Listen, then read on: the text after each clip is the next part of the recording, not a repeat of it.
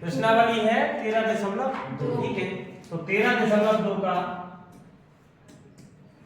सवाल question number है आपका दूसरा, ठीक है। क्वेश्चन नंबर कौन सा है? ठीक है। इसमें क्या करना है? बहुलक ज्ञात करना है। क्या बहुलक 4 नंबर का पूछा जाता है, ठीक है। तो बहुलक का पहले सबसे पहले अपन को सूत्र याद होना चाहिए। क्या होना चाहिए? सूत्र, ठीक है ना।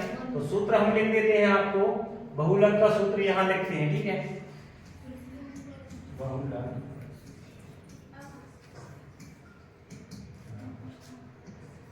f plus f1 minus f2 f0 2f1 minus f2 minus f0 into में, ठीक है। ये आपका बहुलक का सूत्र है, ठीक है। अब देखो कैसे निकालते हैं। सूत्र याद होगा, मान रखना है।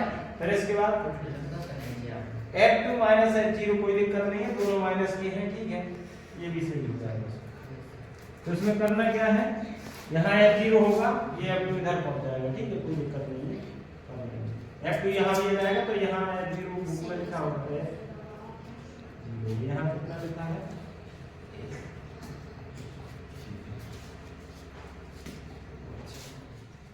अंतर को नहीं आता,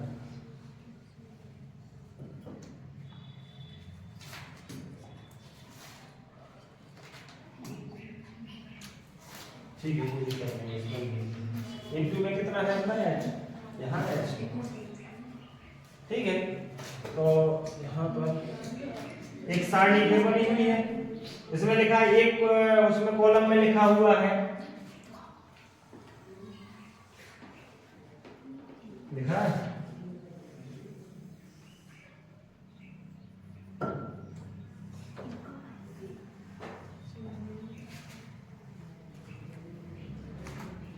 एक कॉलम में क्या लिखा हुआ है आपका?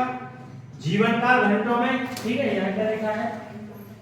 जीवन काल,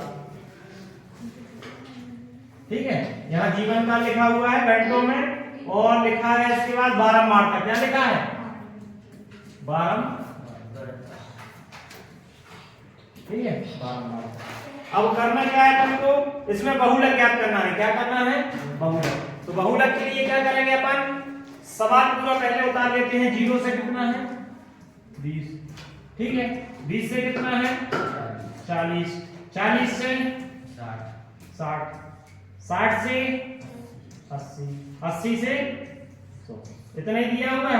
80 100, 100 से 100।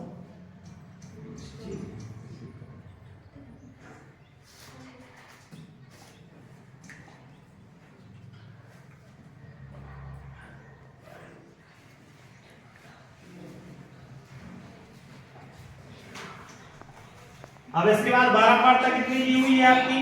पहले दिया है 10, दिया है, फिर 35, 52, 61, 38, 29, 29, इतना दिया हुआ है।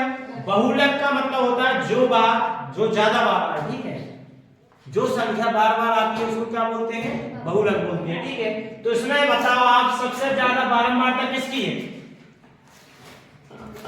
कौन सी संख्या बड़ी दिख रही है इनमें? 61 दिख रहा है। आप क्या करो, इसमें लगा दो घेरा। क्या लगा दो? ये आपका हो गया बहुलक। क्या हो गया ये? बहुलक। क्या हो गया? ठीक है। तो बहुलक ज्ञात करने के लिए सबसे पहले हमको यही देखना है कि इनमें संख्या कौन सी बड़ी है। जो संख्या बड़ी होगी उसमें क्या करेंगे हम? घेरा लगा देंगे, ठीक है। वही हो जाएगा आपका बहुलक वर्ग। तो बहुलक वर्ग में जैसे ही हमने सबसे बड़ी संख्या देखी f1, क्या देखी? क्यों? हाँ, f1, उसको f1 नाम दीजिए, ठीक है। यहीं पे लिखेंगे हम। और इसके ऊपर जो भी होगा वो f0, ठीक है। इसके नीचे जो होगा वो f, ठीक है। इसके बाद जो ये सीमा है इसकी l का मान हो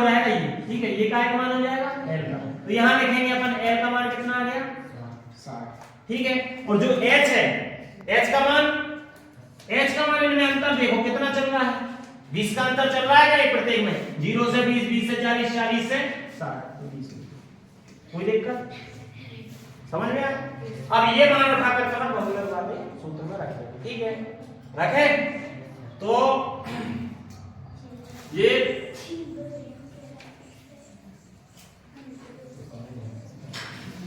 अब बहुलक हम यहाँ लगा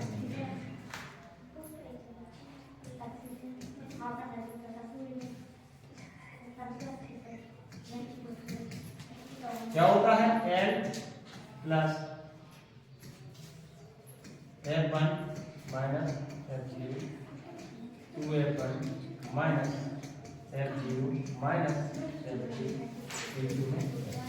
ये मान रखेंगे तो आंसर आ जाएगा, ठीक है। देखो जरा L का मान कितना है, 60 F1 का मान कितना है, 61 माइनस F0 का मान कितना है, 52, तो एक F1 का मान कितना है, F0 का मान कितना है, F2 का मान कितना है, H का मान 20 मान रख दिया, ठीक है। अब इसके बाद क्या करेंगे, सॉल्व करेंगे इसको। तो ये आपका 60 प्लस 61 में से 52 गए, कितने बचे, 8 और 1 9 बचे। 61 दूनी 100 माइनस 52 और 30 जोड़ेंगे तो ये हो जाएगा आपका 90, कितना पूरे में 100, ठीक है, कितना कर लिया। अगली स्टेप में क्या करना है अपन को, 90 का 20 में गुणा करेंगे, 122 में से यहाँ पे ये 60 का 60, ठीक है, 90 का 100, 90 का 20 में 180 और 109 का 20 में गुणा करेंगे, 180, 122 में से 90 का तो कितने बचे, 32, ठीक है, कितना हो जाए 32।